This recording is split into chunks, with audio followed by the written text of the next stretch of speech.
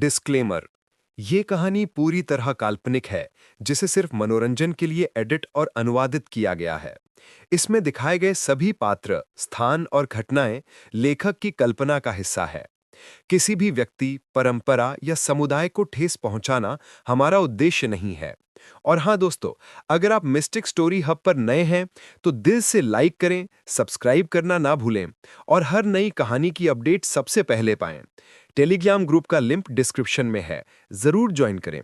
आपका साथ ही हमारी ताकत है। धन्यवाद। नोट दोस्तों, ये रहा आपका बोनस एपिसोड।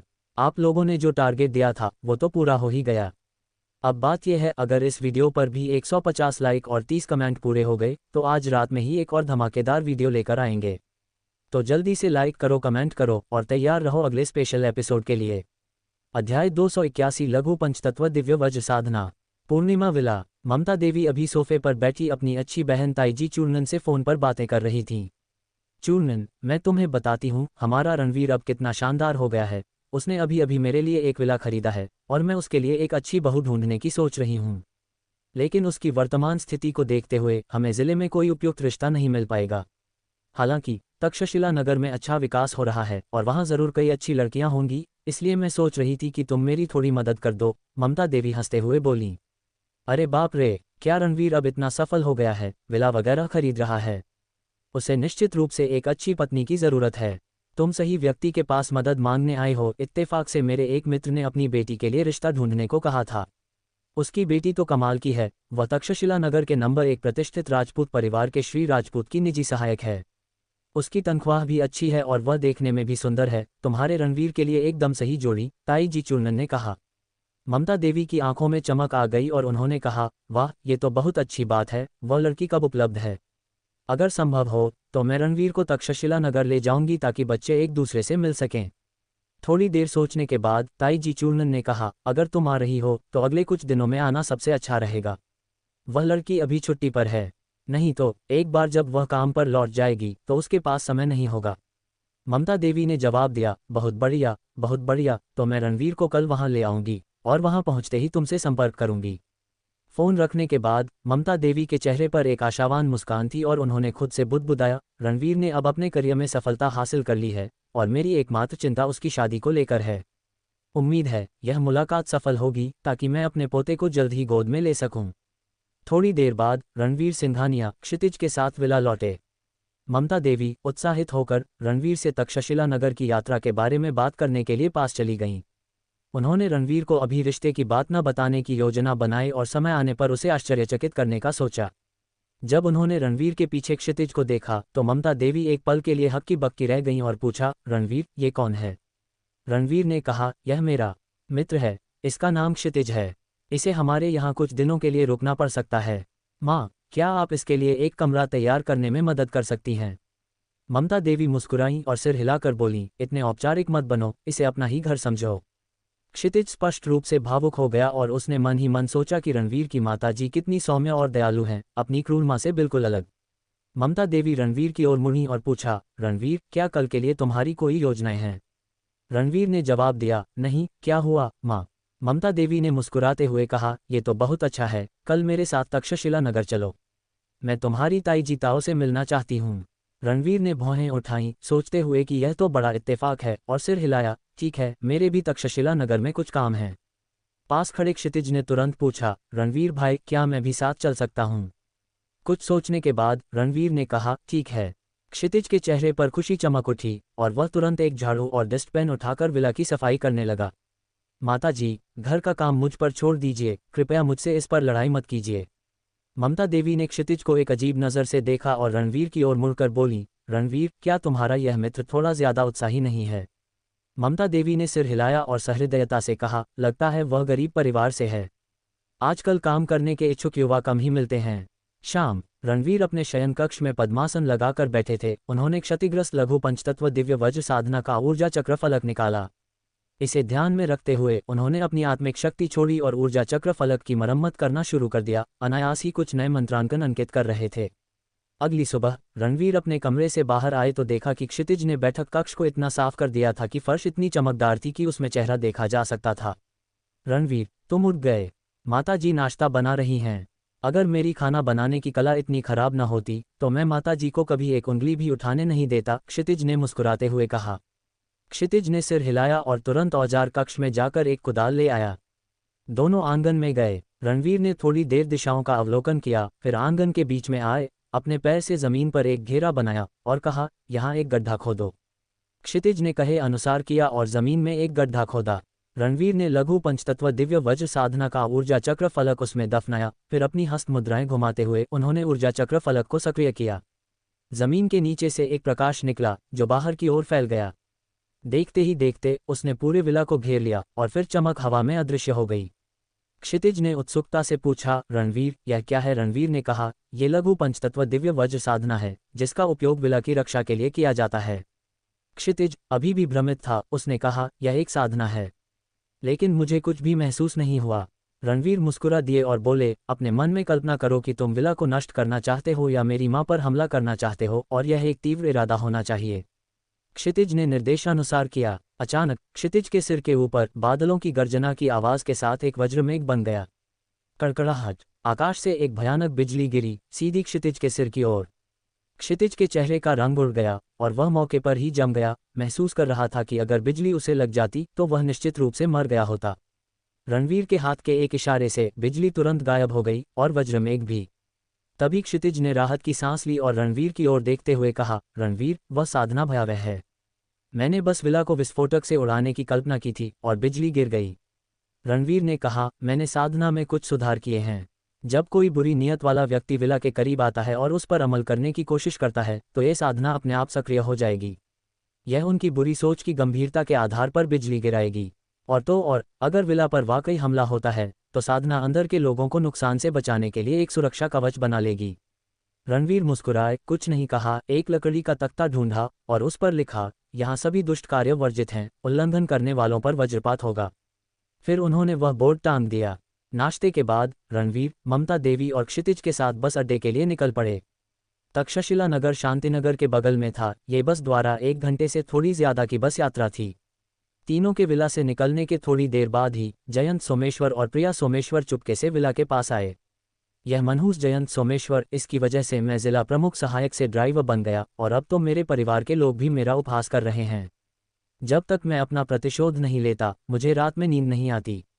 आज मुझे उसे सबक सिखाना ही होगा। जयंत सोमेश्वर क्रोध से दांत पीस रहा था। प्रिया सोमेश्वर भी क्रोध से उबल रही थी। सही कह रहे हो, रणवीर सिंघानिया साफ तौर पर एक बेचारा है, फिर भी हम कष्ट में जी रहे हैं। उसकी इतनी अच्छी किस्मत कैसे हो सकती है? मुझे तो शक है कि उसने सोमेश्वर परिवार की कुलदेवी की समाधि पर कुछ कर दिया है, हमारी किस्मत चुरा ली है। जयंत सोमेश्वर मन ही मन सहमत था। उसने कहा, लेकिन उस लड़के ने इतनी शक्ति अर्जित कर ली है कि हम उसका सीधे सामना नहीं कर सकते। हालांकि उसकी पीठ पीछे मुश्किलें खड़ी करना और उसे परेशान करना, ये हम निश्चित रूप से कर सकते हैं। मैंने रणवीर और उसकी मां को पहले ही बाहर जाते देखा था, इसलिए विला में अभी कोई नहीं है। चलो उनकी खिड़कियां तोड़ देते हैं। अगर हम ऐसे सुंदर विला में नहीं रह सकते तो उन्हें भी इसका आनंद लेने का कोई अधिकार नहीं है। प्रिया सोमेश्वर ने कहा, हम सिर्फ खिड़कियां ही नहीं तोड़ेंगे बल्कि उनके घर से कीमती सामान भी ले लेंगे।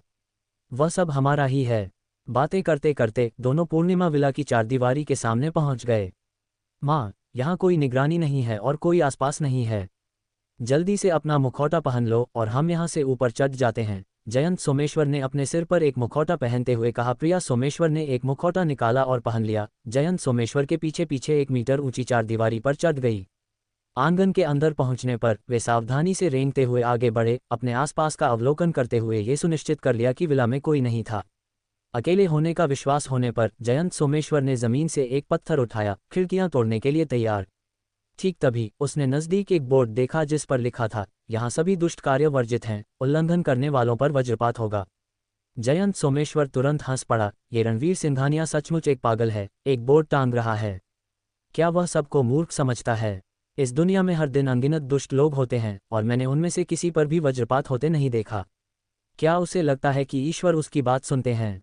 जैसे ही उसने ये कहा उसने अपना हाथ उठाया, पत्थर फेंकने के लिए तैयार। कड़कड़ाहट, बादलों की गरजने की आवाज आई, जिसके तुरंत बाद बिजली गिरी जो सीधी जयंत सोमेश्वर के सिर के ऊपर गिरी। उसका मुखौटा टुकड़ों में बढ़ गया, उसके बाल तुरंत खड़े हो गए, उसका चेहरा झुलसकर काला पड़ गया और उसके मुंह से धुआं निकल रहा था। प्रिया सोमेश्वर अत्यंत स्तब्ध रह गई और तेजी से जयंत सोमेश्वर को सहारा देने के लिए गई। उसने पूछा, बेटा तुम ठीक हो?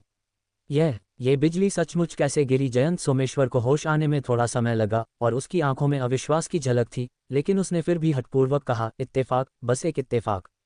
मुझ पर कुछ ऐसा है जो बिजली को आकर्षित करता है। बस दुर्भाग्य था कि बिजली गिर गई। प्रिया सोमेश्वर ने क्रोध में दांत पीसे, ये सब इस मनहूस रणवीर की गलती है। मेरे बेटे के अच्छे भाग्य को हथिया लिया और उसे इतना दुर्भाग्य दिया। अगर मुझे मौका मिला तो मैं उसे चीर फाड़ दूंगी। कड़कड़ाहट, एक और बिजली प्रिया सोमेश्वर के सिर पर कड़की। उसका मुखौटा भी उड़ गया और उसका चेहरा पूरी तरह झुलस गया।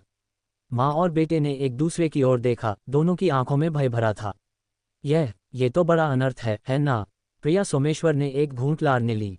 जयंत सोमेश्वर ने अपना होठ काटा और फिर से पत्थर उठाया। भाड़ में जाए सब। मुझे विश्वास नहीं होता कि मैं एक खिड़की भी नहीं तोड़ सकता। कड़कड़ाहट, एक और बिजली गिरी जिसने जयंत सोमेश्वर को जमीन पर गिरा दिया। प्रिया सोमेश्वर उसकी मदद के लिए दौड़ी, डरते हुए बोली, बेटा यहाँ से जल्दी चलते हैं। जो उस बोर्ड पर लिखा है वह सच है। दर्द से कराहते हुए जयंत सोमेश्वर को ठीक होने में थोड़ा समय लगा। उसका चेहरा आक्रोश से भरा था। मैं बस एक खिड़की तोड़ना चाहता था। हे भगवान, तुम भी रणवीर का पक्ष क्यों ले रहे हो? ये तो सरासर नाइंसाफी है। कड़कड़ाहट, कड़कड़ाहट, कड़कड़ाहट।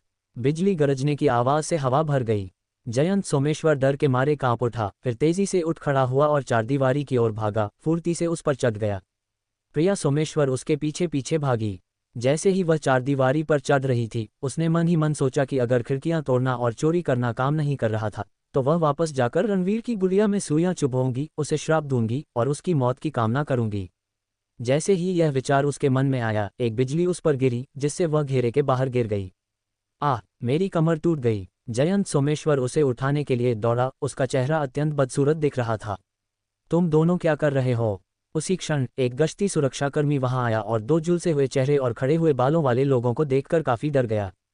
जयंत सोमेश्वर और प्रिया सोमेश्वर दोनों चौंक गए और फिर बेहद अपमानजनक तरीके से भाग खड़े हुए।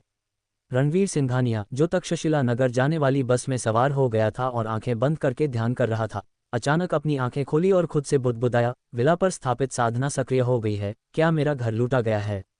वह ज्यादा चिंतित नहीं था और बस हल्के से कहा, मुझे बस उम्मीद है कि वह मूर्ख चोर कोई गंभीर पापी विचार न रखे, वरना अगर उसे बिजली गिरकर मर गया तो इसमें मेरी कोई गलती नहीं है। 1 घंटे बाद बस तक्षशिला नगर पहुंच गई। ममता देवी पूरे रास्ते भर ताईजी चूर्णन के साथ अपने फोन पर बात कर रही थी। उसका चेहरा उत्सुकता से भरा था। रणवीर ने पूछा, माँ, हम ताई जी से कहाँ मिल रहे हैं? ममता देवी ने मुस्कुराते हुए कहा, तुम्हारी ताई जी को अभी कुछ काम है और वह फिलहाल नहीं आ सकती। मैं तुम्हें पहले एक जगह ले चलती हूँ जहाँ तुम किसी से मिलोगे। ताईजी चूर्णन ने उसे पहले ही बता दिया था कि लड़की मिलने के लिए मान गई थी और मिलने की जगह तक्षशिला नगर के एक आलीशान पश्चिमी भोजनालय में थी।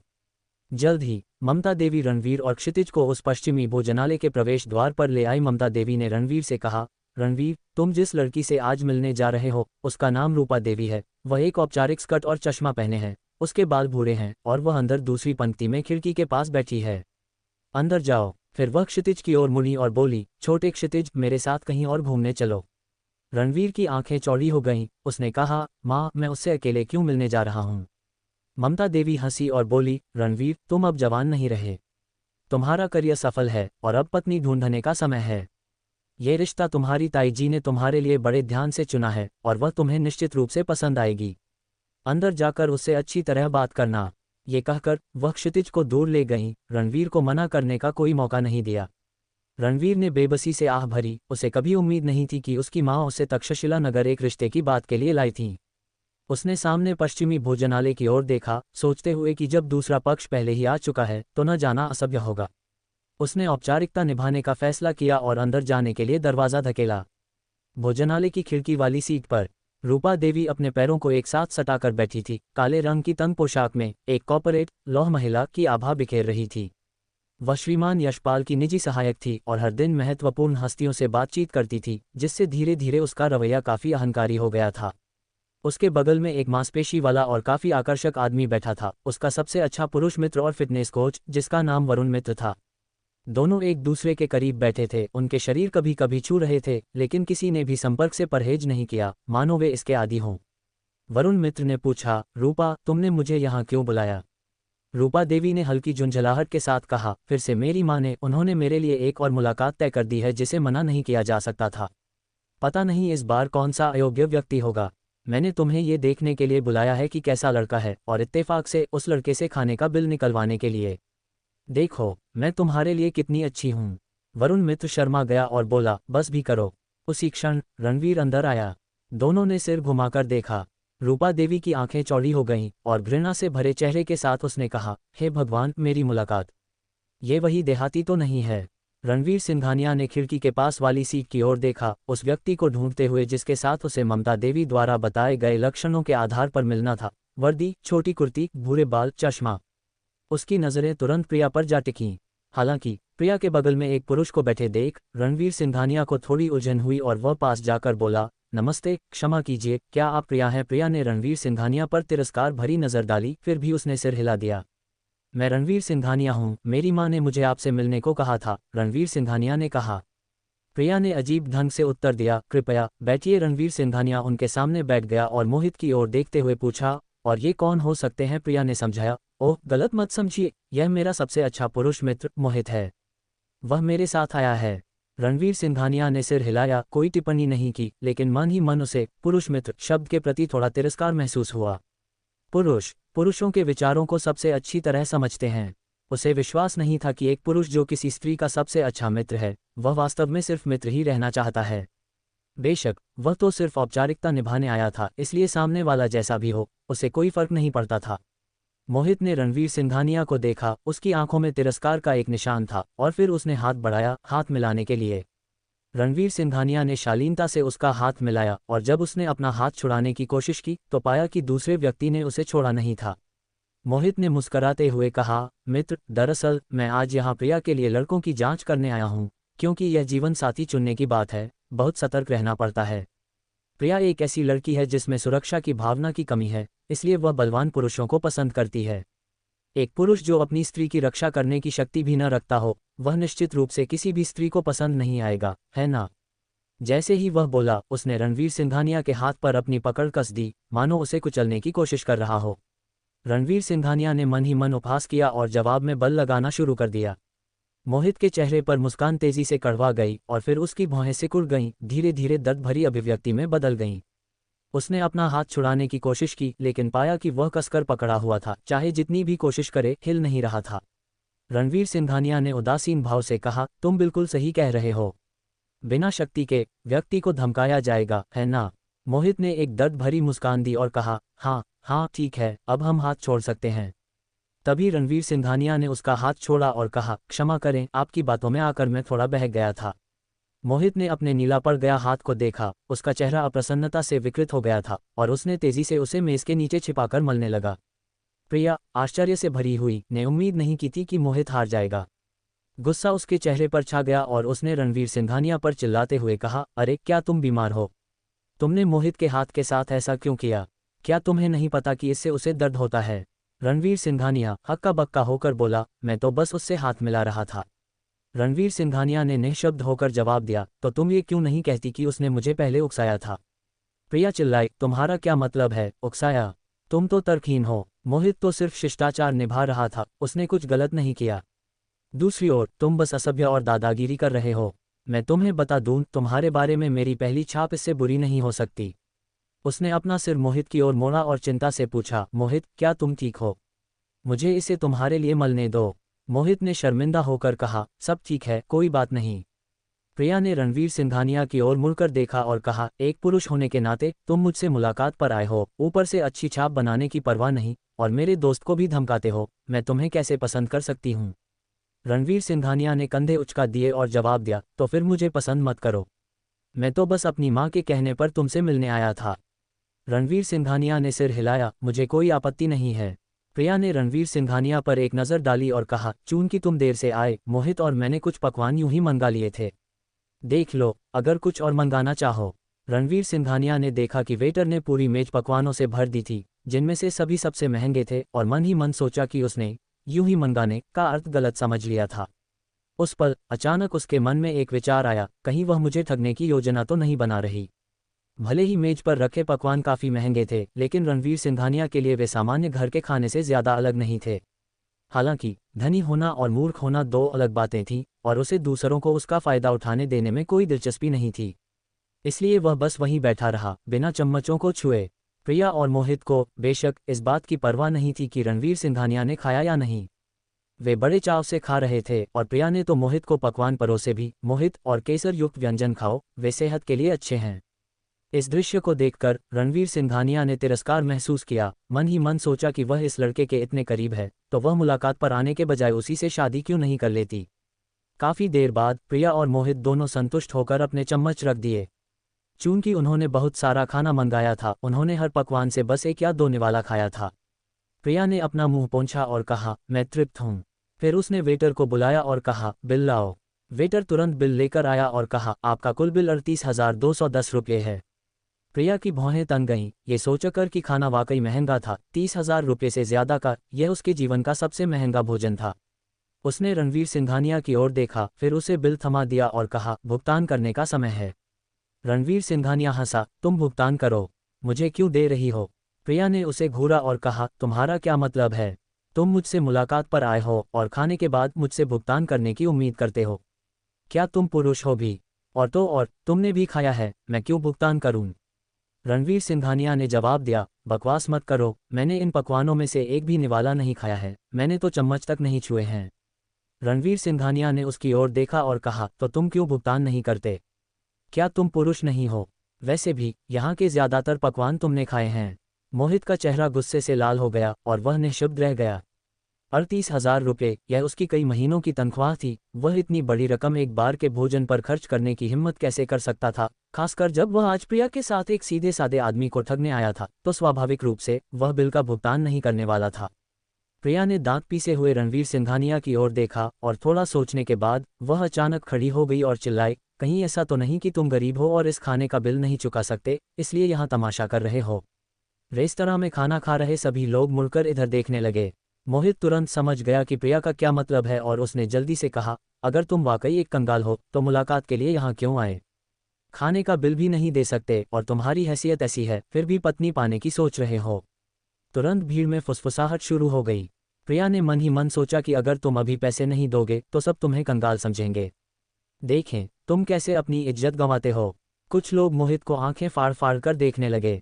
मोहित का चेहरा कुछ खास बना नहीं रह सका। तुम यहाँ बकवास बंद करो, मैं तो बस उसका घनिष्ठ मित्र हूँ, हमारा रिश्ता पवित्र है, हमें बदनाम मत करो। इसके साथ ही लोगों की नज़रें उस पर और भी अजीब हो गईं।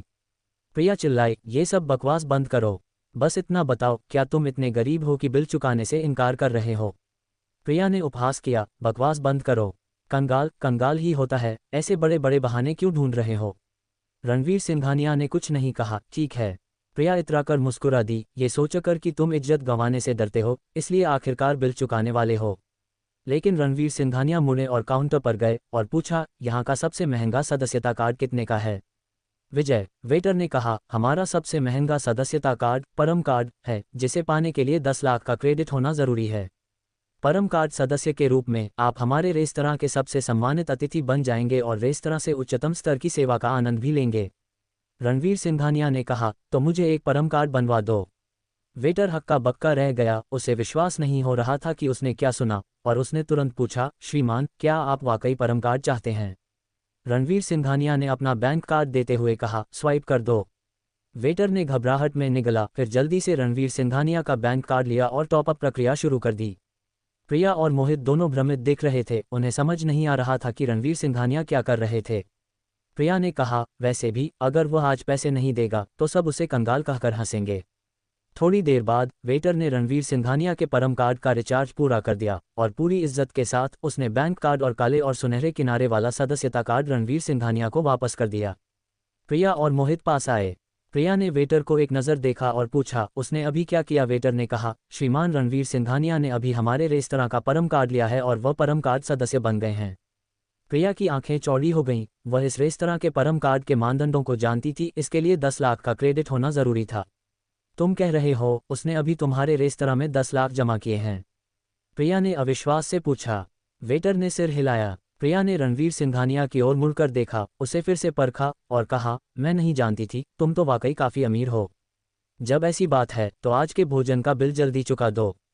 मुझे अपना फ़ोन नंबर दो। मुझे लगता है कि हमारे बीच कुछ हो सकता है, लेकिन हमें एक साथ और समय बिताना होगा। रणवीर सिंघानिया मुस्कुराए और बोले, तुम्हें किसने कहा कि मैंने ये परम कार्ड तुम्हें बिल चुकाने में मदद करने के लिए लिया है? प्रिया चौंक गई, फिर बोली, ठीक है, मुझे पता है कि मेरा रवैया पहले थोड़ा खराब था और मैं तुमसे माफ़ी मांग रही हूँ। क्या इतना काफ़ी नहीं है? वैसे भी तुमने इतना पैसा टॉप अप किया है अगर मुझे अपनी हैसियत साबित करने के लिए नहीं। अब जब मैंने तुम्हारा सामर्थ्य देख लिया है और मैं हमारी स्थिति पर फिर से विचार कर रही हूँ, बस बिल चुका दो। रणवीर सिंघानिया ने कहा, तुम्हें एक बात सही लगी, मैंने ये परम कार्ड तुम्हें अपनी हैसियत साबित करने के लिए ही लिया था, लेकिन तुम्हारे बिल चुकाने के लिए तुम सपना देखना छोड़ दो। वह वेटर की ओर मुड़े और बोले, मैं आज सबका खर्चा उठाऊंगा। फिर उन्होंने प्रिया और मोहित की ओर इशारा करते हुए कहा, उन दोनों को छोड़कर। प्रिया का चेहरा पीला पड़ गया। उसने रणवीर सिंघानिया को क्रोधित होकर घूरा और चिल्लाई, ये सब करने का क्या मतलब है? क्या तुम बस ये साबित करने की कोशिश कर रहे हो कि तुम एक कंगाल योग्य नहीं हो? रणवीर सिंघानिया मुस्कुराए और बोले, मैं ये साबित कर रहा हूं कि मैं अमीर हूं या नहीं, और क्या मैं फ़ायदा उठाने के लिए तैयार हूं, ये दो अलग बातें हैं। प्रिया ने अपनी मुट्ठी भींच ली, वेटर की ओर मुड़कर कहा, यह आदमी हमारे साथ आया था और उसने हमारी टेबल पर सारे व्यंजन ऑर्डर किए थे। हमारा बिल भी उसी के खाते में डाल दिया जाए। वेटर ने तुरंत कहा, महोदया, आपको याद दिला दें, श्रीमान रणवीर सिंघानिया हमारे रेस्तरां के परम कार्ड सदस्य हैं और उन्हें यहाँ उच्चतम विशेषाधिकार प्राप्त हैं, इसलिए कृपया उन्हें यह आदमी कहकर संबोधित न करें। इसके अतिरिक्त मैंने ही पहले आपके ऑर्डर लिए थे। वे व्यंजन सब आपने ऑर्डर किए थे और उनका श्रीमान रणवीर सिंघानिया से कोई लेना देना नहीं है। इसके अलावा श्रीमान रणवीर सिंघानिया ने आपकी टेबल से एक निवाला भी नहीं खाया, इसलिए उन्हें आपका बिल चुकाने की कोई ज़रूरत नहीं है। मैं आपको सलाह देता हूं कि श्रीमान रणवीर सिंघानिया के लिए यहाँ परेशानी पैदा न करें, वरना मुझे सुरक्षाकर्मियों को बुलाना पड़ेगा। रणवीर सिंघानिया ने वेटर को अंगूठा उठाया और मुस्कुराए, बहुत अच्छे। बाद में बिल्कुल वही व्यंजन ऑर्डर करें जो इसने ऑर्डर किए थे, मैं कर्मचारियों को दावत दूंगा। वेटर का चेहरा खुशी से चमक उठा और उसने कहा, धन्यवाद श्रीमान रणवीर सिंघानिया। ठीक है, मैं अब जा रहा हूँ। रणवीर सिंघानिया मुड़े और रेस्तरां के निकास की ओर चलने लगे। प्रिया तुरंत पीछे पीछे जाने की कोशिश करने लगी, तुम वापस आओ यहाँ। वेटर ने उसे रोक दिया, रूखे स्वर में कहा, महोदया, आपने अभी तक बिल नहीं चुकाया है, कृपया जाने से पहले भुगतान करें। मोहित आगे बढ़ा, अपनी मांसपेशियां तानते हुए, और बोला, तुम प्रिया से कैसे बात कर रहे हो? वेटर के पीछे दो हटे कट्टे आदमी आ गए, जिनकी मांसपेशियां मोहित ने दिखावे के लिए बनाई गई मांसपेशियों से कहीं ज्यादा डरावनी थीं। मोहित तुरंत पीछे हट गया, प्रिया की ओर मुड़कर कहा, प्रिया, शायद तुम्हें बस बिल चुका देना चाहिए। प्रिया मोहित को नाराज होकर देखी और पूछा, तुम क्यों नहीं चुकाते? क्या तुम आदमी नहीं हो? मोहित ने तुरंत कहा, प्रिया, लेकिन तुमने तो मुझे यहाँ ये कहकर बुलाया था कि मुफ्त खाना मिलेगा। किसी भी हाल में मेरी बारी नहीं आनी चाहिए भुगतान करने की। प्रिया निःशब्द रह गई, चिल्लाई, तुम पुरुष वाकई भरोसेमंद नहीं हो। अंत में वह केवल अपना बैंक कार्ड निकाल सकी और उसे देते हुए बोली, मेरे पास यहाँ की नियमित सदस्यता है, जिससे मुझे 5% की छूट मिलती है, बताओ मुझे कितना देना है? वेटर ने रूखेपन से कहा, माफ़ करना, लेकिन क्योंकि आपने हमारे परम कार्ड सदस्य का अपमान किया है, अब आपको यहाँ नियमित सदस्य नहीं माना जाएगा, इसलिए कोई छूट नहीं दी जाएगी। कृपया पूरी राशि का भुगतान करें। प्रिया इतनी क्रोधित थी कि उसकी छाती ऊपर नीचे होने लगी और भुगतान करते हुए उसने दांत पीसे और क्रोध से कहा, रणवीर, तुम बस इंतजार करो। तो क्या हुआ अगर तुम्हारे पास कुछ बेकार पैसा है? आखिरकार मैं आदित्य राजपूत की सहायक हूँ। क्या तुम सच में आदित्य राजपूत से ज्यादा शक्तिशाली हो सकते हो? अगर मैं तुमसे फिर मिली तो मैं निश्चित रूप से आदित्य राजपूत से कहूंगी कि तुम्हें सबक सिखाएं। भोजनालय से निकलने के बाद रणवीर सिंघानिया ने ममता देवी को फोन किया ताकि वे उनका और क्षितिज का ठिकाना जान सकें। 15 मिनट बाद रणवीर सिंघानिया एक मॉल पहुंचे और वहां एक आभूषण की दुकान में ममता देवी और क्षितिज को पाया। उस समय ममता देवी ने एक खूबसूरत साड़ी पहन रखी थी और अपने सिर व हाथों पर मूल्यवान आभूषण सजा रखे थे। वे पूरी तरह से बदल गई थीं, एक सुंदर और आकर्षक महिला के रूप में उभर कर आई थीं। अपनी जवानी में उनकी सुंदरता शीर्ष स्तर की थी और दूर दूर तक प्रसिद्ध थी। हालांकि समय ने उन्हें बूढ़ा कर दिया था और वर्षों तक सादगी भरा जीवन जीने के कारण वे शायद ही कभी तैयार होती थीं, जिससे उनकी पुरानी मोहकता उतनी नजर नहीं आती थी। अब इस पहनावे में उन्होंने अपनी युवावस्था की चमक को कुछ हद तक फिर से पा लिया था। रणवीर सिंघानिया को पास आते देख ममता देवी ने तुरंत शर्मिंदगी से कहा, रणवीर, क्षितिज ने जिद की कि वह मुझे ये चीज़ें खरीद कर दे और मैं उसे रोक नहीं पाई। क्षितिज मुस्कुराया और बोला, मां जी, आप बहुत सुंदर लग रही हैं, आपको सुंदर कपड़े और प्यारे आभूषण पहनने चाहिए। इन चीज़ों में ज़्यादा खर्च नहीं हुआ, ये तो बस मेरा एक छोटा सा सम्मान है। रणवीर सिंघानिया ने ममता देवी को देखा और हंसते हुए कहा, माँ, आप वाकई पहले से कहीं ज़्यादा सुंदर लग रही हैं। उन्होंने क्षितिज की ओर देखा, ये सब कितने का है? मैं तुम्हें भेज देता हूँ। रणवीर सिंघानिया ने सिर हिलाया और आगे जिद नहीं की, बोले तो धन्यवाद। ममता देवी पास आई और पूछा, रणवीर तुम इतनी जल्दी किसी के साथ रात का खाना खाने कैसे चले गए और कैसा रहा? रणवीर सिंघानिया ने असहाय होकर कहा, माँ कृपया अब मुझे और मुलाकातों पर मत भेजो, मुझे वाकई इनकी ज़रूरत नहीं है। ममता देवी के चेहरे पर तुरंत निराशा छा गई। उन्होंने कहा, तो ऐसा लगता है कि बात नहीं बनी। उसी पल ममता देवी का फ़ोन बजा। ये ताई जी चूर्णन का फ़ोन था और उन्होंने उसे उठाया। थोड़ी देर बाद उनका चेहरा उतर गया। फ़ोन रखने के बाद ममता देवी ने रणवीर सिंघानिया की ओर देखा और पूछा, रणवीर क्या तुमने रात के खाने के दौरान उस लड़की को नाराज़ कर दिया? ताई जी आग बबूला हैं और अभी यहाँ आ रही हैं। रणवीर सिंघानिया ने अपने कंधे उचकाए और भोजनालय की घटना का पूरा ब्यौरा सुनाया। थोड़ी देर बाद ही ताईजी चूर्णन मॉल पहुंच गईं। ममता देवी को देखकर वे पल भर के लिए रुक गईं, अपनी प्रिय सहेली के वर्तमान रूप को देखकर अचंभित रह गईं। सुयुन, तुमने तो आज खूब सज धज की है। अगर हमारी इतने सालों की दोस्ती न होती तो मैं तुम्हें पहचान भी नहीं पाती, ताईजी चूर्णन ने मुस्कुराते हुए कहा और ममता देवी का हाथ थाम लिया। हंसते हुए ममता देवी ने कहा, बस यूं ही थोड़ा सा सज गई। रणवीर सिंघानिया उन्हें नमस्ते करने के लिए आगे आए। ताईजी चूर्णन का चेहरा गंभीर हो गया क्योंकि वे रणवीर सिंघानिया की ओर मुड़ी और बोली, रणवीर सिंघानिया, मैंने तुम्हें इतनी अच्छी लड़की से मिलवाया और तुमने मेरी प्रतिष्ठा धूमिल कर दी। वह लड़की मेरे पास आई सबसे अच्छी लड़की थी और ठीक से बात करने के बजाय तुमने नखरे दिखाए और उसे इतना नाराज कर दिया कि उसने मुझे फ़ोन पर खरी खोटी सुनाई। ममता देवी ने भी रणवीर सिंघानिया का बचाव किया। पूरी बात समझने के बाद ताईजी चूर्णन ने माथा से कुढ़ा, तो तुम कह रही हो कि वह लड़की ही गलत थी? ममता देवी ने कहा, आप हमारे रणवीर को जानती हैं। भले ही वह अब कुछ बन गया है, लेकिन वह कभी दूसरों के प्रति अहंकारी व्यवहार नहीं करेगा। ताईजी चूर्णन ने बेचैनी से रणवीर सिंघानिया की ओर देखा और कहा, फिर भी लड़की बुरा मान गई है और वह तक्षशिला नगर के नंबर 1 प्रभावशाली राजपूत परिवार के श्रीमान आदित्य की सहायक है। उसके पास मजबूत पहुंच है। उसकी मां ने मुझे बताया कि वे श्रीमान आदित्य से तुम्हें निपटाने के लिए कहेंगी। शायद तुम्हें तुरंत तक्षशिला नगर छोड़ देना चाहिए। रणवीर सिंघानिया ने एक भौं उठाए और पूछा, श्रीमान आदित्य? आदित्य राजपूत? ताईजी चूर्णन ने सिर हिलाया। हाँ ठीक कहा, आदित्य राजपूत। राजपूत परिवार तक्षशिला नगर में एक अछूती शक्ति है, कोई उन्हें भड़काने की हिम्मत नहीं करता। तुम्हें जल्दी चले जाना चाहिए। रणवीर सिंघानिया हंसे, ताईजी चिंता मत करो, कोई परेशानी नहीं होगी। गंभीर चिंता के साथ उन्होंने कहा, रणवीर सिंघानिया, अपनी ताईजी की सलाह सुनो, मूर्ख मत बनो। जिनसे पंगा लेना भारी पड़ सकता है उन्हें नाराज नहीं करना चाहिए। मैं उस लड़की को संभाल लूंगी, तुम लोग जल्दी निकलो। रणवीर सिंघानिया असहाय महसूस कर रहे थे और उन्हें समझ नहीं आ रहा था कि उन्हें कैसे समझाएं।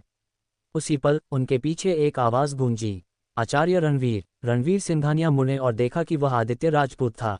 मॉल आते हुए उन्होंने आदित्य राजपूत को बताया था कि वे तक्षशिला नगर पहुंच गए हैं और आदित्य राजपूत ने कहा था कि वह उन्हें लेने आएगा।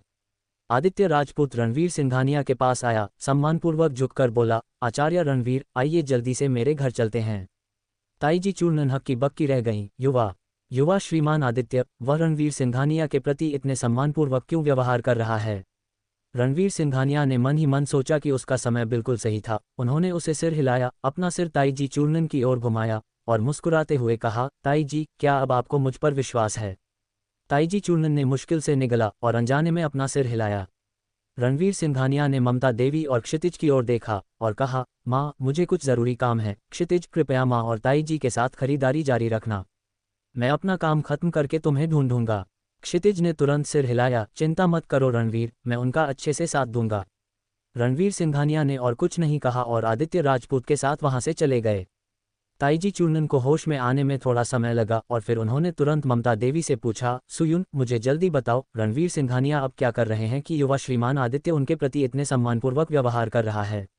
आदित्य राजपूत रणवीर सिंघानिया को तक्षशिला नगर के सबसे व्यस्त इलाके में एक शीर्ष स्तरीय विला परिसर में ले गया।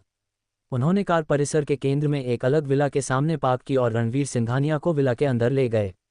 रणवीर सिंघानिया ने पूछा, तुम्हारी बहन यहाँ नहीं है ना? आदित्य राजपूत ने मुस्कुराते हुए जवाब दिया, आचार्य रणवीर, निश्चिंत रहें, आज के उपचार में उस मूर्ख को बाधा डालने से रोकने के लिए मैंने किसी को उसे शिष्टाचार की कक्षा में ले जाने की व्यवस्था की है। रणवीर सिंघानिया ने मुस्कुराते हुए सिर हिलाया और कहा, उसे वाकई अपने शिष्टाचार का स्तर सुधारने की जरूरत है। आदित्य राजपूत ने अजीब से जवाब दिया, आचार्य रणवीर सत्य कहते हैं। दोनों विला में दाखिल हुए और दूसरी मंजिल पर एक कमरे की ओर गए। आदित्य राजपूत के पिताजी सम्राट बलदेव राजपूत अपनी आंखें कसकर बंद किए बिस्तर पर लेटे थे। एक सुंदर थकीहारी महिला बिस्तर के पास बैठी थी, जो आदित्य राजपूत की मां रानी तारा राजपूत थीं। कमरे में कई अन्य लोग भी थे, सभी राजपूत परिवार के उच्च पदस्थ सदस्य थे। मां, आचार्य रणवीर यहाँ हैं, पिताजी की बीमारी निश्चित रूप से ठीक हो जाएगी, आदित्य राजपूत ने कमरे में प्रवेश करते हुए कहा।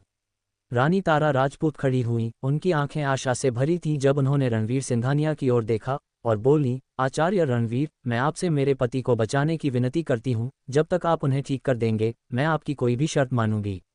रणवीर सिंघानिया ने कहा, देवी जी कृपया उत्तेजित न हो, मुझे पहले उनकी हालत देखनी होगी। रानी तारा राजपूत ने जल्दी से सिर हिलाया, एक तरफ हट गईं और शांत रहीं।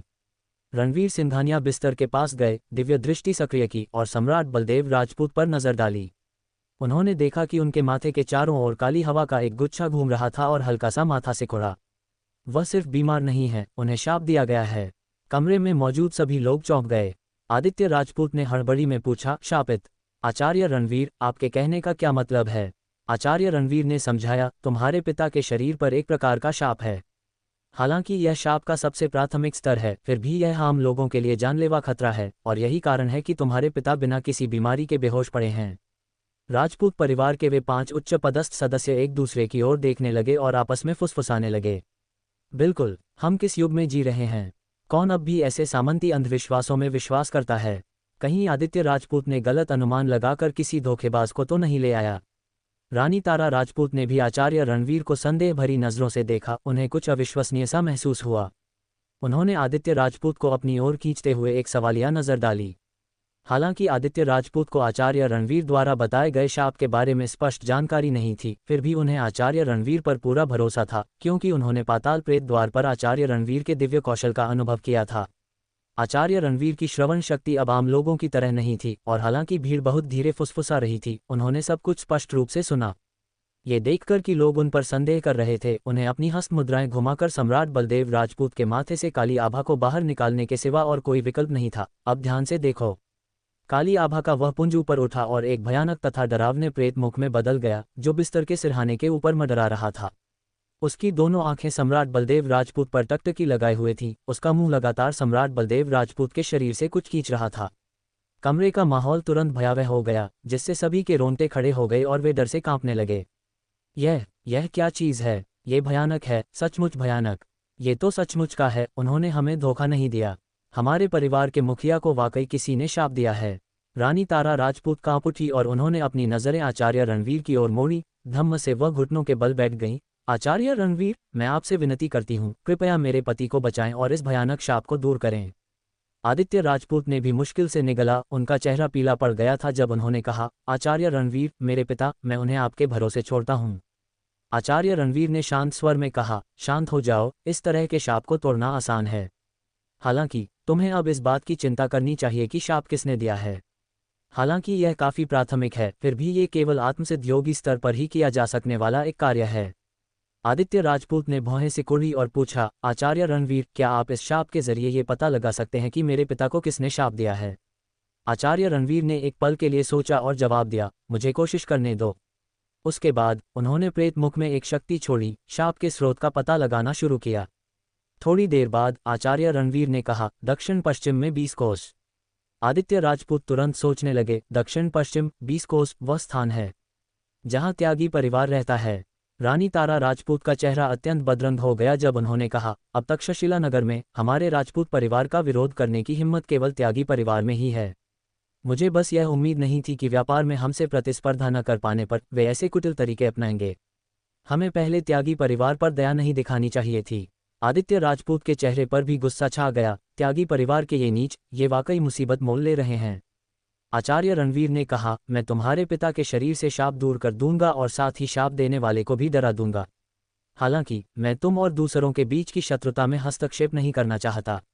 आदित्य राजपूत ने तुरंत कहा, निश्चिंत रहें आचार्य रणवीर, यदि आप मेरे पिता से यह शाप हटा देते हैं तो आप राजपूत परिवार पर सबसे बड़ा उपकार कर चुके होंगे।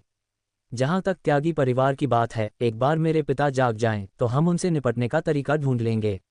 आचार्य रणवीर ने सिर हिलाया, फिर हस्त मुद्राएं की, सम्राट बलदेव राजपूत को पीड़ित करने वाले शाप को तोड़ने के लिए शक्ति की किरणें छोड़ीं। वह भयानक प्रेत मुख एक चीख के साथ फट गया और हवा में विलीन हो गया। शक्ति की एक सूक्ष्म धारा ने शाप की जड़ का पीछा किया, प्रकाश की एक लकीर में बदल गई जो आकाश में ऊपर उठी, तेजी से दूर की ओर बढ़ रही थी।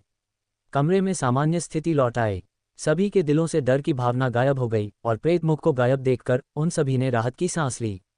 थोड़ी देर बाद ही सम्राट बलदेव राजपूत ने धीरे धीरे अपनी आंखें खोलीं, उनकी नज़रें भ्रम से भरी थीं। मुझे क्या हुआ था? रानी तारा राजपूत ने सम्राट बलदेव राजपूत को जागा हुआ देखा और तुरंत उत्साह से बिस्तर के किनारे जा गिरी, रोते हुए कहा, स्वामी, आप आखिरकार जाग गए। आपने मुझे सचमुच मौत के घाट उतारने की चिंता दे दी थी। आदित्य राजपूत अपने पिता को जागा हुआ देखकर उनकी आंखों में भी आंसू आ गए और उन्होंने आचार्य रणवीर की ओर मुड़कर गहरा प्रणाम किया और ईमानदारी से कहा, आचार्य रणवीर, हमारे पास आपकी कृतज्ञता व्यक्त करने के लिए शब्द नहीं हैं। मेरा राजपूत परिवार आपके इस उपकार को हमेशा याद रखेगा। आचार्य रणवीर ने हाथ हिलाया और कहा, हालांकि तुम्हारे पिता के शरीर से शाप हटा दिया गया है, लेकिन शाप ने उनकी बहुत सारी प्राणशक्ति का उपभोग कर लिया है। उन्हें पर्याप्त पोषण की आवश्यकता है। सुनिश्चित करें कि इस अवधि के दौरान उनके स्वास्थ्य को ठीक करने के लिए कुछ औषधीय सामग्री एकत्रित करें। आदित्य राजपूत ने सिर हिलाया और फिर, जैसे कुछ याद आया हो, कहा, आचार्य रणवीर, कृपया एक क्षण प्रतीक्षा करें। इतना कहकर वह मुड़े और कमरे से बाहर चले गए। थोड़ी देर बाद आदित्य राजपूत हाथ में एक पैतृक दिव्य रत्न कुंभ लिए वापस आए। आचार्य रणवीर, ये राजपूत परिवार का पैतृक दिव्य रत्न कुंभ है जिसका जिक्र मैंने आपसे पहले किया था। आपकी गहरी क्षमताओं के साथ मुझे आश्चर्य है कि क्या आप इसके रहस्यों को समझ सकते हैं। निश्चिंत रहें आचार्य रणवीर, चाहे ये पैतृक दिव्य रत्न कुंभ एक सच्ची जादुई वस्तु हो या नहीं, मैं आपको मेरे पिता को बचाने के इनाम के रूप में एक और अरब दूंगा। आचार्य रणवीर ने पैतृक दिव्य रत्न कुंभ लिया, कुछ देर तक उसका ध्यान से निरीक्षण किया, फिर कुंभ के अंदर घुसपैठ करने के लिए अपनी दिव्य संवेदन शक्ति छोड़ी। उसके तुरंत बाद उनकी आंखों में चमक आ गई और उन्होंने उत्साहपूर्वक आदित्य राजपूत से कहा, ये कुंभ ही इनाम के लिए पर्याप्त है, अतिरिक्त अरब की आवश्यकता नहीं है। तक्षशिला नगर में त्यागी परिवार हवेली में बैठक कक्ष में मुखिया त्यागी, सूर्यदेव त्यागी, एक लंबी दाढ़ी वाले वृद्ध के साथ बैठे थे। अपने चेहरे पर अत्यंत आदर भाव के साथ सूर्यदेव त्यागी ने मुस्कुराते हुए कहा, आचार्य विमल, इस बार आपकी मदद पाकर हम सौभाग्यशाली रहे।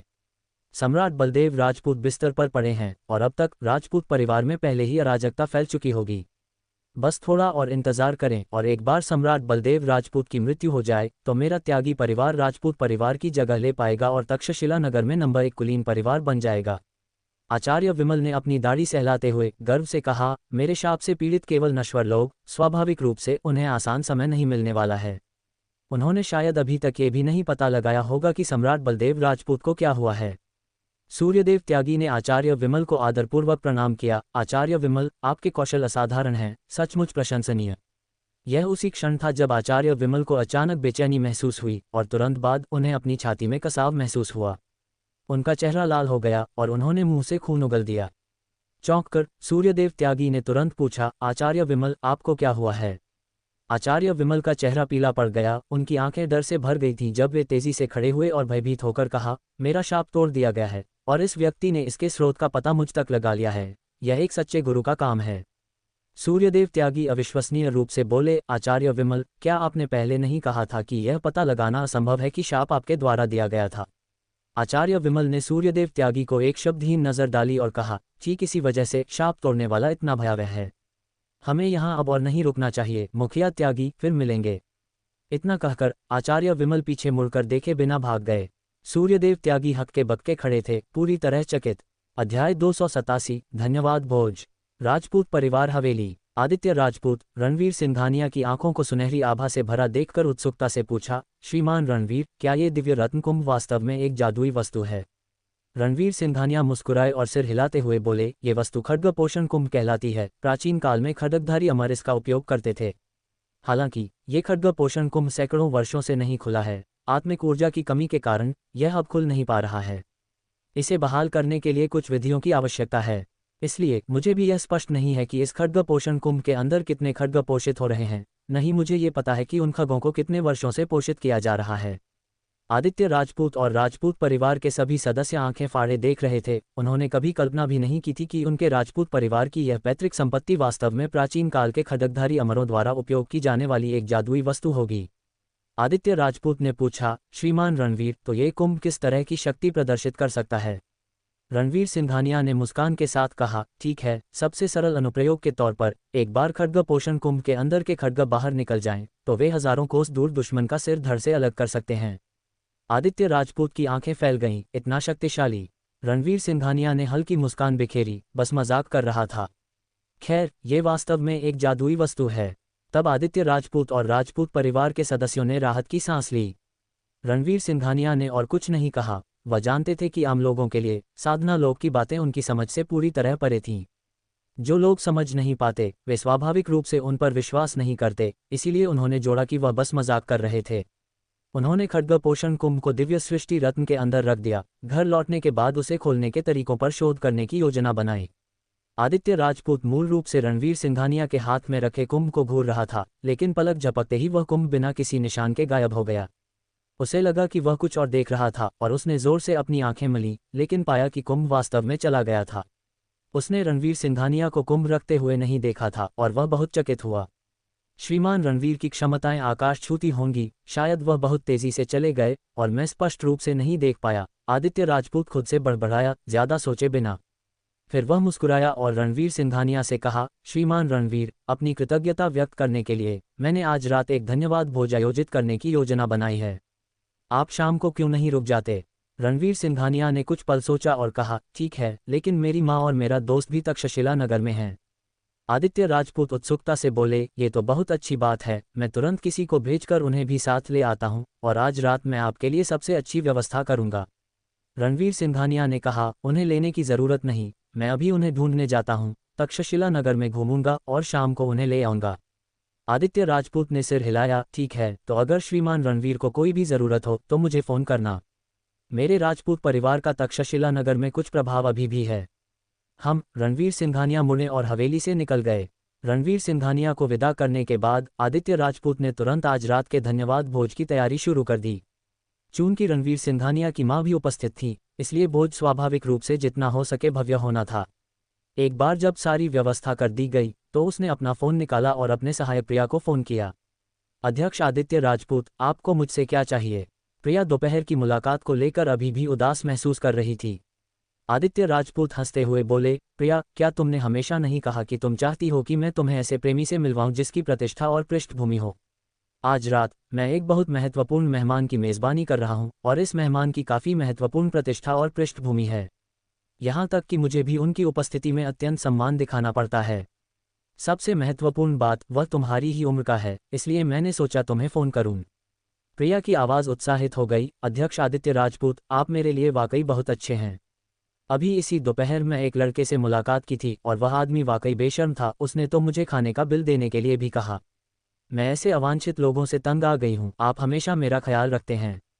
प्रिया ने आत्मविश्वास से कहा, अध्यक्ष आदित्य राजपूत, आप निश्चिंत रहें।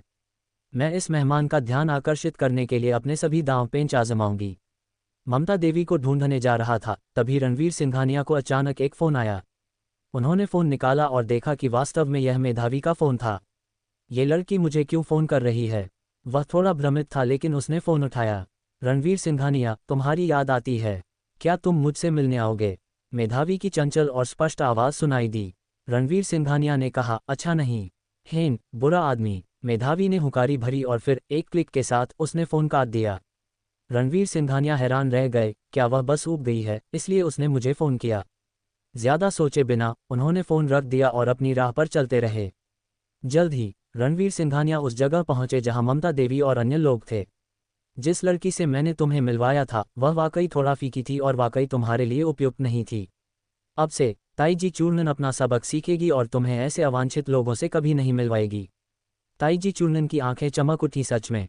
तो मैं संकोच नहीं करूंगी। रणवीर सिंघानिया ने ममता देवी और क्षितिज की ओर देखा। चूंकि हम यहाँ तक्षशिला नगर में हैं तो चलो शहर में घूमते हैं। आज रात बाद में हम वहाँ जा सकते हैं। जब शाम हुई, तक्षशिला ग्रैंड होटल, पूरे होटल को आदित्य राजपूत ने बुक कर लिया था। आदित्य राजपूत के अनुरोध पर होटल के भूतल को चमकदार और भव्य रूप से सजाया गया था। रात्रि भोज में शामिल होने वाले लोगों की संख्या अधिक नहीं थी। इसमें केवल राजपूत परिवार के कुछ वरिष्ठ सदस्य और आदित्य राजपूत के कुछ घनिष्ठ मित्र शामिल थे। प्रिया फर्श से छत तक की खिड़की के सामने खड़ी थी, उसे दर्पण के रूप में इस्तेमाल कर रही थी और अपने मेकअप की सावधानी से जांच कर रही थी। उसने एक नीले हरे रंग की शरीर से चिपकी हुई पोशाक पहनी हुई थी जो उसकी सुडौल काया को पूरी तरह से प्रदर्शित कर रही थी, जबकि काले मोजे ऊंची एड़ी के जूते के साथ मिलकर उसके आकर्षण को और बढ़ा रहे थे। वह अपनी वेशभूषा से काफी संतुष्ट थी और मेहमान का ध्यान तुरंत आकर्षित करने के बारे में आत्मविश्वास था। पुरुष सभी एक जैसे होते हैं, चाहे वे कितने भी सक्षम क्यों न हो, वे सुंदरता के प्रलोभन का विरोध नहीं कर सकते। आज रात मैं सबसे चमकीला तारा बनूंगी और एक बार जब वह मेहमान मुझे देखेगा तो वह निश्चित रूप से मुझसे मोहित हो जाएगा। मुझे उच्च स्थान प्राप्त करने और महान बनने का अवसर मिलेगा। ऐसा सोचते हुए प्रिया खुद पर हंसने से खुद को रोक नहीं पाए। उसी पल एक टैक्सी तक्षशिला ग्रैंड होटल के प्रवेश द्वार पर रुक गई। रणवीर सिंघानिया अपनी मां ममता देवी, ताईजी चूर्णन और क्षितिज के साथ कार से उतरे। प्रिया ने खिड़की से उन चारों आकृतियों को देखा और उसकी भौहें तुरंत सिकुड़ गईं। ये बेशर्म चीज यहाँ कैसे आ गई? रणवीर सिंघानिया, ममता देवी और 2 अन्य लोगों के साथ होटल की ओर चल पड़े। प्रिया खुद से बड़बड़ाए, वह मनहूस रिश्त वाली भी आ गई। कहीं ऐसा तो नहीं कि मेरी माँ ने आज उसे फ़ोन पर डांटा था और अब ये सब मुसीबत खड़ी करने आए हैं। ये सोचते हुए उसने अपना फ़ोन निकाला और आदित्य राजपूत को फ़ोन किया। आदित्य राजपूत ने भ्रमित होकर उत्तर दिया, नहीं, उस मेहमान के अलावा तुम्हें सभी अन्य आमंत्रित व्यक्तियों को जानना चाहिए। प्रिया ने मन ही मन उपहास करते हुए कहा, ठीक है, मैं समझ गई। आदित्य राजपूत ने जोड़ा, मेरे लिए ध्यान रखना। अगर मेहमान आता है तो मेरी ओर से उनका अच्छी तरह से ख्याल रखना। मैं बस थोड़ी देर में आता हूँ। प्रिया ने कहा, ठीक है। फ़ोन रखने के बाद वह होटल के प्रवेश द्वार की ओर बढ़ी। होटल के मुख्य प्रवेश द्वार पर रणवीर सिंघानिया बिना कुछ कहे मुस्कुराए। क्षितिज शांत रहा। एक प्रतिष्ठित परिवार का ज्येष्ठ पुत्र होने के नाते और प्रभासपुर के एक शीर्ष परिवार से होने के कारण तक्षशिला ग्रैंड होटल उसे काफ़ी साधारण लगा। ममता देवी, हालांकि पिछले कुछ वर्षों से गरीबी में रहते हुए भी एक स्थानीय रूप से प्रतिष्ठित परिवार से थीं और उन्होंने दुनिया देखी थी, इसलिए वह ताईजी चूर्णन जितनी उत्साहित नहीं थी। जैसे ही वे चारों होटल में प्रवेश करने वाले थे, प्रिया बड़े तेजी से बाहर निकली। तुम्हारी तबीयत ठीक है क्या? क्या तुम्हें लगता है कि यह कोई मामूली जगह है जहां कोई भी मुंह उठाकर चला आता है? जहां तक तुम्हारी नज़र जाती है, यहां से निकल जाओ। वे चारों हक्के बक्के रह गए। प्रिया ने उसे टोकते हुए कहा, अपना मुंह बंद करो। ये नाटक मत करो कि मैं नहीं जानती तुम क्या कर रही हो। क्या तुम यहाँ इसलिए मुसीबत खड़ी करने आए हो क्योंकि मेरी माँ ने तुम्हें फ़ोन पर डांटा था? फिर उसकी नज़र रणवीर सिंघानिया पर पड़ी। घृणा से कहा, और तुम, दोपहर की बात अभी खत्म नहीं हुई है। तुम्हारी यहाँ आने की हिम्मत कैसे हुई? अगर अभी कुछ महत्वपूर्ण न हो रहा होता तो मैं तुम्हें ज़रूर सबक सिखाती। ममता देवी ने प्रिया की ओर देखा, फिर रणवीर सिंघानिया से पूछा, बेटा, ये सब क्या हो रहा है? रणवीर सिंघानिया ने कहा, माँ, ये वही लड़की है जिससे मेरी दोपहर में मुलाकात हुई थी। ममता देवी ने प्रिया को ऊपर से नीचे तक देखा और टिप्पणी की, तो यह है वह। इस लड़की का स्वभाव वाकई खराब है। ममता देवी का सीना क्रोध से फूलने लगा। तुम? प्रिया ने अपना सिर उठाया, क्या तुम? बस अपने बेटे को लो और निकल जाओ, नहीं तो मैं सुरक्षाकर्मियों को बुलाऊंगी। रणवीर सिंघानिया अपना गुस्सा नियंत्रित न कर सके, आगे बढ़े और प्रिया के गाल पर एक थप्पड़ जड़ दिया। अगर मेरी माँ का फिर से अपमान किया तो मैं तुम्हें इस दुनिया में आने का पछतावा करा दूंगा। प्रिया ने सदमे में अपना चेहरा पकड़ लिया, कुछ हैरान परेशान दिख रही थी। जब उसे होश आया तो सबसे पहले उसने अपने कपड़ों में से जल्दी से एक छोटा सा दर्पण निकाला और अपने चेहरे की सावधानी से जांच की। जब उसने उस पर लाल थप्पड़ का निशान देखा तो वह तुरंत घबरा गई। उसे बाद में उस मेहमान का ध्यान आकर्षित करना था। अब ऐसे थप्पड़ के निशान के साथ, जिसे मिटाया नहीं जा सकता था, वह किसी का सामना कैसे करती? प्रिया ने रणवीर सिंघानिया की ओर अपनी आंखों में प्रतिशोध का जहर लिए घूरते हुए उन्माद में चिल्लाई, तू नीच कहीं का! तेरी हिम्मत कैसे हुई मुझे मारने की? मैं तुझसे मौत तक लड़ूंगी। कहते हुए वह अपने दांत पीसते और नाखून फैलाते हुए रणवीर सिंघानिया की ओर झपटी। रणवीर सिंघानिया ने अभी कोई हरकत नहीं की थी जब क्षितिज आगे बढ़ा और उसने भी प्रिया के गाल पर एक थप्पड़ जड़ दिया। मेरी चाची को गाली देने और मेरे रणवीर पर हमला करने की तुम्हारी हिम्मत कैसे हुई? तुम वाकई मुसीबत मोल ले रही हो। प्रिया, ये देखकर कि उसके विरोधी कई और शक्तिशाली थे, अचानक उसका चेहरा शिकायत से भर गया। तुम सब कमीने लोग, मैं तुम सबकी जान लेकर रहूंगी। उसी क्षण एक काली मेबाक तक्षशिला ग्रैंड होटल के सामने आकर रुकी। आदित्य राजपूत कार से बाहर निकले और होटल के प्रवेश द्वार पर रणवीर सिंघानिया को खड़े देखकर वे तेजी से उनकी ओर बढ़े। आदित्य राजपूत ने प्रिया के बिखरे बाल और उसके चेहरे पर 2 थप्पड़ के निशान देखे और उनकी भौहें तन गईं। क्या हुआ? प्रिया ने क्रोध से रणवीर सिंघानिया की ओर उंगली दिखाते हुए कहा, ये वही आदमी है जिससे मेरी दोपहर में मुलाकात हुई थी। सिर्फ इसलिए कि मैंने उससे खाने का बिल चुकाने को कहा, वह ईर्ष्या से भर गया और बदला लेने के लिए यहाँ आकर मुझे मारने लगा। फिर उसने ताईजी चूर्णन की ओर उंगली दिखाते हुए कहा, ये वह नीच रिश्त वाली है जिसने जानबूझकर मुझे एक कमीने से मिलवाया और अब वह इस कमीने के साथ मिलकर मुझे परेशान कर रही है। फिर उसने क्षितिज की ओर उंगली की। 2 सेकंड रुककर कहा, यह भी एक कमीना है। अंत में ममता देवी की ओर उंगली दिखाते हुए इस बूढ़ी चुड़ैल ने बिना किसी कारण मुझ पर खराब स्वभाव का आरोप लगाया। मेरा स्वभाव कहाँ खराब है? मैं तो इसकी तुलना में बहुत ज्यादा सज्जन हूँ। रणवीर सिंघानिया ने गंभीर भाव से आदित्य राजपूत की ओर देखा और कहा, यह मेरी माँ है। आदित्य राजपूत को अपने दिल में अचानक एक झटका लगा और उनके माथे पर अनैच्छिक रूप से ठंडा पसीना छूट गया। प्रिया अभी भी उग्र रवैये के साथ बोली, तो क्या हुआ अगर वह तुम्हारी माँ है? तुम दोनों माँ बेटे किसी काम के नहीं। मैं तुम्हें बताती हूँ, ये राजपूत परिवार के श्रीमान आदित्य राजपूत हैं। पूरे तक्षशिला नगर में कोई उनकी हिम्मत नहीं करता। आज तुम लोग बस अपनी हैसियत से ज्यादा काम करने का इंतजार करो। उसने आदित्य राजपूत की ओर देखा और कहा, अध्यक्ष आदित्य राजपूत, इन्हें जरूर पता होगा कि आज हमारे यहाँ मेहमान आ रहे हैं, इसलिए ये जानबूझकर मुसीबत खड़ी करने आए हैं। अगर इन्होंने हमारे मेहमानों को नाराज कर दिया तो ये बहुत बुरा होगा। आपको जल्दी से किसी को बुलाकर इन्हें ठीक करना चाहिए। आदित्य राजपूत का चेहरा क्रोध से पीला पड़ गया था, उनका सीना तेजी से फूल रहा था और उनकी नज़रें ऐसी लग रही थीं मानो वह किसी को निगल जाएंगे। उन्होंने अपने सबसे बुरे सपनों में भी कल्पना नहीं की होगी कि प्रिया के लिए एक अवसर बनाने के लिए दया दिखाने के बाद वह रणवीर सिंघानिया और उनकी मां दोनों को नाराज करने में कामयाब होगी। ये औरत तो बस उन्हें आग में धकेल रही थी। ये देखकर कि आदित्य राजपूत चुप रहे, प्रिया ने सिर घुमाकर रणवीर सिंघानिया और दूसरों पर आक्रामक रूप से चिल्लाया, हमारे अध्यक्ष आदित्य राजपूत अभी सोच रहे हैं कि तुमसे कैसे निपटा जाए। अगर तुम अपना भला चाहती हो तो जल्दी से माफी मांग लो, वरना तुम्हें बाद में पछताने का भी मौका नहीं मिलेगा। आदित्य राजपूत इसे और सहन नहीं कर सके। उन्होंने अपना हाथ उठाया और प्रिया के गाल पर जोरदार थप्पड़ जड़ दिया। धप की आवाज के साथ प्रिया अवाक रह गई, लगभग जमीन पर गिरते गिरते बची। उसने अपना चेहरा पकड़ा, अविश्वास से आदित्य राजपूत की ओर देखा, पूछते हुए कहा, अध्यक्ष आदित्य राजपूत, आपने मुझे क्यों मारा? आदित्य राजपूत क्रोध से उबलते हुए रणवीर सिंघानिया की ओर इशारा करते हुए चिल्लाया, ये वही मेहमान है जिनका मुझे आज सत्कार करना था। तुमने रणवीर सिंघानिया का, उनकी माताजी का और उनके मित्रों का अपमान किया है। अगर मैं तुम्हें नहीं मारूंगा तो किसे मारूंगा? प्रिया हक्की बक्की रह गई। रणवीर सिंघानिया की ओर देखते हुए उसे विश्वास करना मुश्किल हो रहा था। ये आज रात के मेहमान हैं। ये कैसे हो सकता है? एक असहाय अभिव्यक्ति के साथ आदित्य राजपूत ने फटकारा, प्रिया, तुमने मुझे वाकई बहुत निराश किया है। वह घूमा और रणवीर सिंघानिया, ममता देवी और अन्य लोगों के सामने गहरा झुक गया। रणवीर सिंघानिया, मैं वास्तव में क्षमा प्रार्थी हूँ। इस मामले की सारी जिम्मेदारी मेरी है।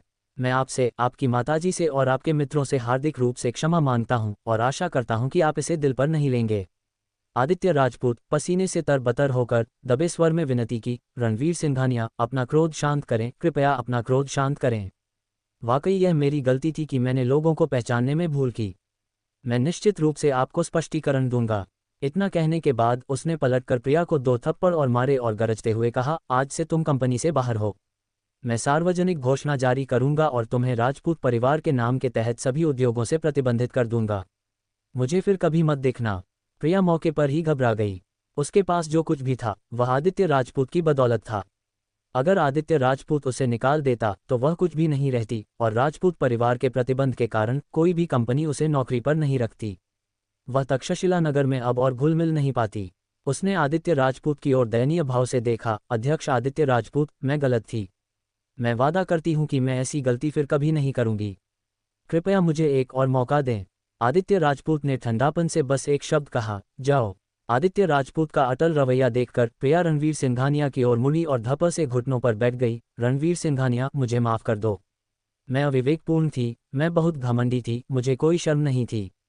मैं ही वह बूढ़ी चुड़ैल हूँ, कृपया मुझे क्षमा कर दो। रणवीर सिंघानिया ने ठंडी सांस ली, क्या तुम्हें लगता है कि तुम इसके लायक हो? आदित्य राजपूत ने 2 सुरक्षाकर्मियों को बुलाया, इस नीच को यहाँ से ले जाओ। दोनों सुरक्षाकर्मियों ने तुरंत विलाप करती प्रिया को घसीटकर बाहर कर दिया।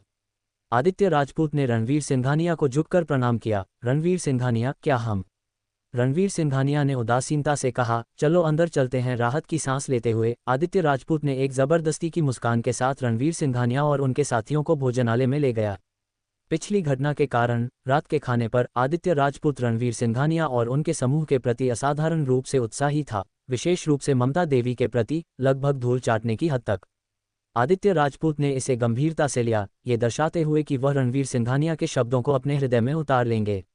रात के खाने के बाद आदित्य राजपूत रणवीर सिंघानिया और उनके समूह को उनके ठहरने की जगह पर ले गया, ये सुनिश्चित करते हुए कि सब कुछ ठीक से व्यवस्थित हो गया है, फिर वापस चला गया। उस रात जैसे ही रणवीर सिंघानिया अपनी साधना अवस्था में प्रवेश करने वाले थे, उनका फोन बजा।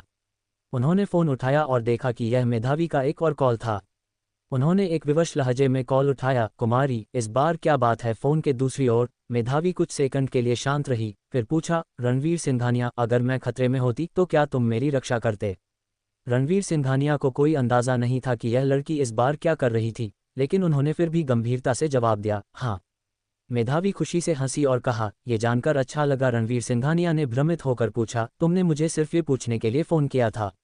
मेधावी, हम। रणवीर सिंघानिया बोलने ही वाले थे, लेकिन मेधावी ने फ़ोन पहले ही काट दिया था। वह वाकई एक रहस्यमयी लड़की है, रणवीर सिंघानिया ने असहायता से आह भरी, और ज्यादा सोचे बिना वह साधना करने लगे।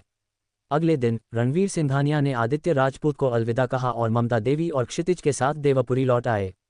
पूर्णिमा विला। रणवीर सिंघानिया आंगन में खड़े थे, बार से थोड़ी दूरी पर कई पदचिन्हों को देख रहे थे, साथ ही जमीन पर बिखरे काले कपड़े को भी, और उनका चेहरा थोड़ा विचारमग्न हो गया।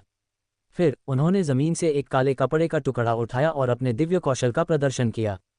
कपड़ा तेज रोशनी में लिपट गया और थोड़ी देर बाद दो छायाएं दिखाई दी। ये जयंत सोमेश्वर और प्रिया सोमेश्वर का नकाब पहनकर दीवार फांदने का दृश्य था। हालांकि उनके चेहरे नकाब से ढके हुए थे, रणवीर सिंघानिया ने एक नज़र में उनकी पहचान कर ली। छायाएं तब तक चलती रहीं जब तक जयंत सोमेश्वर और उसके साथी को बिजली नहीं लगी और वे भगदड़ में भाग नहीं गए, फिर वे विलीन हो गईं।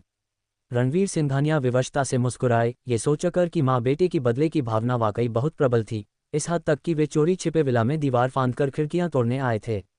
सौभाग्य से उनकी दुर्भावना गंभीर नहीं थी। लघु पंचतत्व दिव्य वज्र साधना ने केवल उनके नकाब तोड़े थे। अगर उन्होंने सचमुच जानलेवा इरादा रखा होता और बिजली गिरने से उनकी मौत हो जाती, तो रणवीर सिंघानिया के लिए समझाना मुश्किल हो जाता, खासकर इसलिए कि वे आखिर उनके रिश्तेदार थे। माताजी घर पर पूरी तरह से सुरक्षित हैं, लेकिन बाहर अभी भी कुछ जोखिम हैं। मैं बाद में श्रीमान फेंक से बात करूंगा, उनसे कुछ लोगों को गुप्त रूप से उनकी सुरक्षा में लगाने के लिए कहूंगा। रणवीर सिंघानिया ने खुद से बड़बड़ाया, फिर उन्होंने इस मामले पर और ध्यान नहीं दिया और अपने कमरे में लौट आए। उन्होंने दिव्य सृष्टि रत्न से खड्ग पोषण कुंभ को बाहर निकाला। केवल एक सच्चा खड्गधारी अमर ही खड्ग पोषण कुंभ को पोषित कर सकता है, और खड्गधारी अमर बनने के लिए व्यक्ति के पास कम से कम स्वर्ण केंद्र स्तर की शक्ति होनी चाहिए।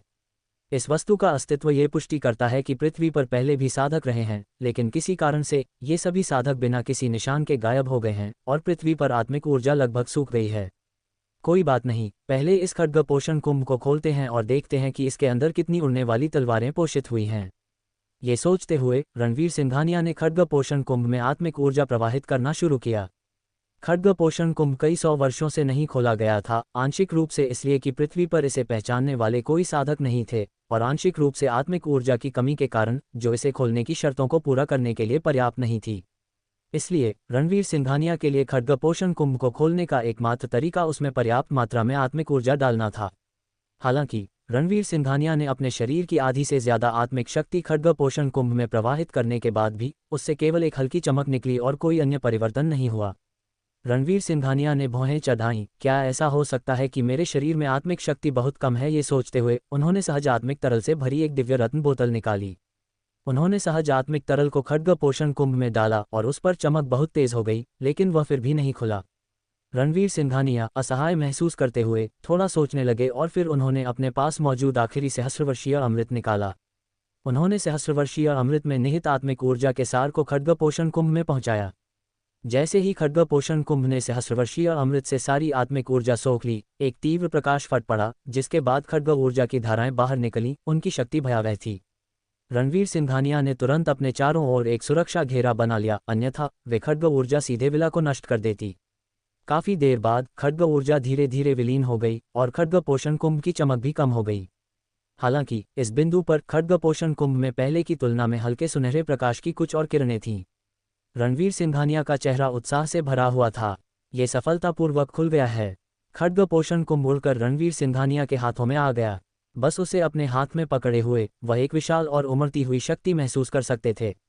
ये खड्ग पोषण कुंभ कम से कम कई 100 सालों से बिना खुला रहा होगा, और इसने जिस शक्ति का पोषण किया है वह पहले ही एक अत्यंत भयावह स्तर तक जमा हो चुकी है। इसके अलावा इसके भीतर की उड़ने वाली खड्ग सैकड़ों सालों से पोषित होने के कारण अविश्वसनीय रूप से डरावनी शक्ति के स्तर तक पहुंच चुकी होंगी, उन्होंने सोचा। बिना किसी हिचकिचाहट के रणवीर सिंघानिया ने अपनी आत्मिक संवेदन छोड़ी और खड्ग पोषण कुंभ के अंदरूनी हिस्से में प्रवेश किया, और तुरंत ही एक समृद्ध खड्ग भावना से उनका सामना हुआ। इतनी भयावह खड्ग भावना, इस खड्ग पोषण कुंभ का पिछला स्वामी खड्गधारी अमर के बीच भी एक अद्वितीय अस्तित्व रहा होगा। उनकी आत्मिक संवेदन ने खड्ग भावना की बाधा की परतों को तोड़ दिया, अंततः आत्मिक ऊर्जा और खड्ग ऊर्जा से बुने हुए एक स्थान पर पहुंची। 9 दिव्य खड्ग अंतहीन शक्ति बिखेरते हुए इस स्थान के भीतर तैर रही थीं। इस क्षेत्र में आत्मिक ऊर्जा और खड्ग ऊर्जा का पोषण लगातार सोख रही थीं। रणवीर सिंघानिया अंदर से अविश्वसनीय रूप से चकित थे। 9 उड़ने वाली खड्ग। वास्तव में 9 उड़ने वाली खड्ग हैं। विरासत अभिलेख के अनुसार एक सामान्य खड्ग पोषण कुंभ को एक उड़ने वाली खड्ग का पोषण करना अत्यंत कठिन लगता है। थोड़ी अधिक शक्तिशाली कुंभ 2 या 3 उड़ने वाली खड्ग का पोषण कर सकती हैं। एक खड्ग पोषण कुंभ जो 9 उड़ने वाली खड्ग का पोषण कर सकता था, वह एक अत्यंत दुर्लभ खजाने के समान था। खड्ग पोषण कुंभ की कुंजी पोषण में निहित है। एक अकेली उड़ने वाली खड्ग लंबे समय तक पोषण के बाद एक बहुत ही भयावह शक्ति जमा कर लेती है। ऐसे में इस प्रकार की जादुई वस्तुएं आमतौर पर अनलीश होने पर एक जबरदस्त प्रभाव डालती हैं। कई सालों से पोषित उड़ने वाली खड्ग एक बार छोड़े जाने पर अक्सर अपने स्तर से परे मारने की शक्ति रखती हैं।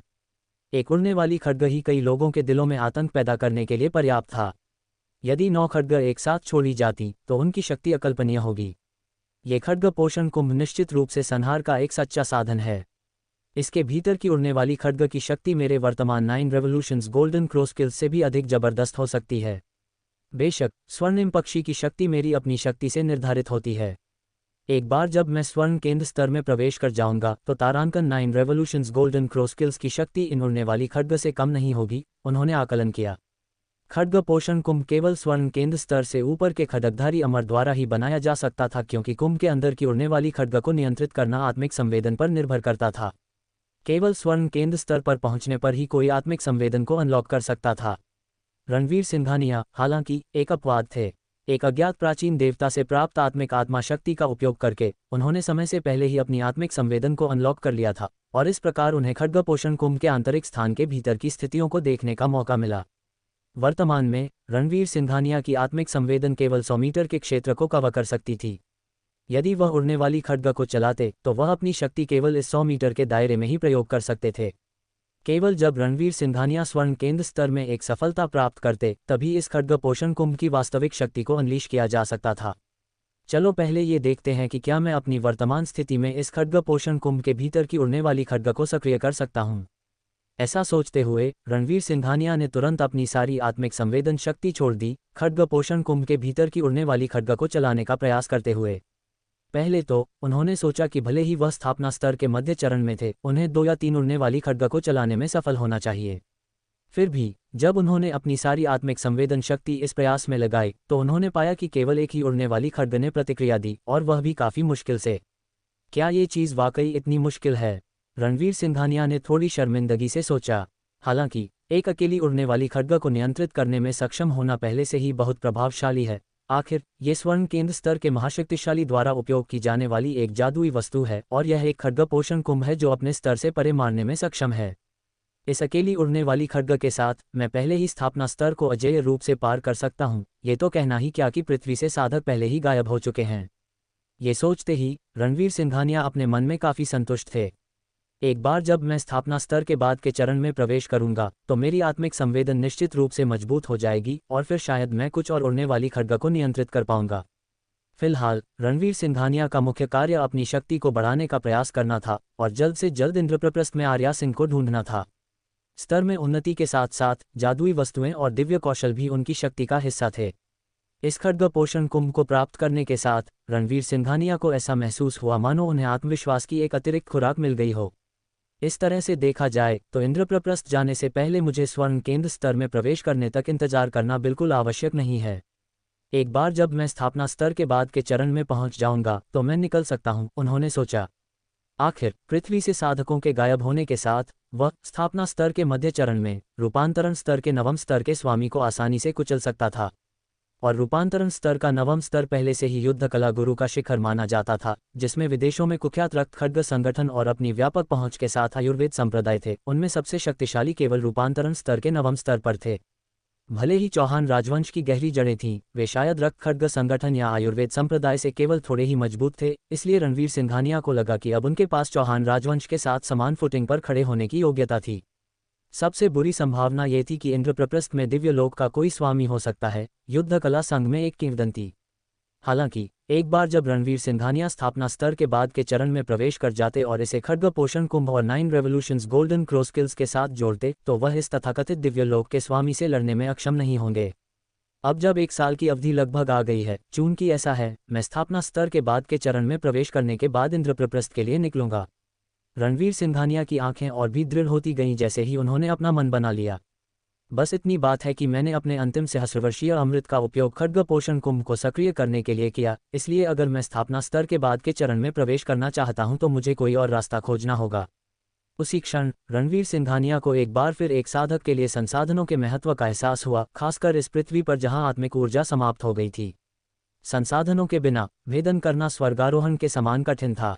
इस पर और अधिक विचार किए बिना रणवीर सिंघानिया ने खड्ग पोषण कुंभ को रख दिया और उत्साह के साथ कमरे से बाहर निकल गए। बैठक कक्ष में पहुंचने पर उन्होंने क्षितिज को जमीन पर पद्मासन में बैठे देखा, रणवीर सिंघानिया के सामान्य अभ्यास की नकल करते हुए, मानो कुछ करने की कोशिश कर रहा हो। रणवीर सिंघानिया को बाहर आते देख क्षितिज तुरंत खड़ा हो गया और थोड़ी झिझक के साथ बोला, रणवीर। रणवीर सिंघानिया ने भ्रमित चेहरे के साथ पूछा, तुम क्या कर रहे हो? रणवीर सिंघानिया, क्षितिज ने कहा, मुझे माफ करना रणवीर, मुझे चुपके से आपकी नकल नहीं करनी चाहिए थी, मैं फिर कभी ऐसा नहीं करूंगा। रणवीर सिंघानिया ने असहाय रूप से सिर हिलाया और कहा, मैं इस तरह इसलिए बैठता हूं क्योंकि यह आरामदायक है, लेकिन साधना में महत्वपूर्ण साधना विधि है, न कि आप कैसे बैठते हैं। मेरे साथ आओ, मैं तुम्हें पहले नींव रखने के लिए कुछ श्वास कौशल सिखाऊंगा। क्षितिज की आंखें तुरंत चमक उठीं और वह उत्साह से रणवीर सिंघानिया के पीछे आंगन में चला गया। अगली सुबह रणवीर सिंघानिया अपनी साधना के बीच में थे। अचानक उन्होंने कुछ महसूस किया और अचानक अपनी आंखें खोल दीं। अभी अभी उन्होंने महसूस किया कि उन्होंने मेधावी को दिया हुआ रक्षा ताबीज कुचला गया था। रणवीर सिंघानिया का भाव कठोर हो गया, क्या मेधावी मुसीबत में है? आज की कहानी आपको कैसी लगी? अगर पसंद आई हो तो लाइक ज़रूर करें और अपने दोस्तों के साथ शेयर करना ना भूलें। ऐसी ही शानदार और दिलचस्प कहानियों के लिए जुड़े रहिए हमारे साथ मिस्टिक स्टोरी हब चैनल पर।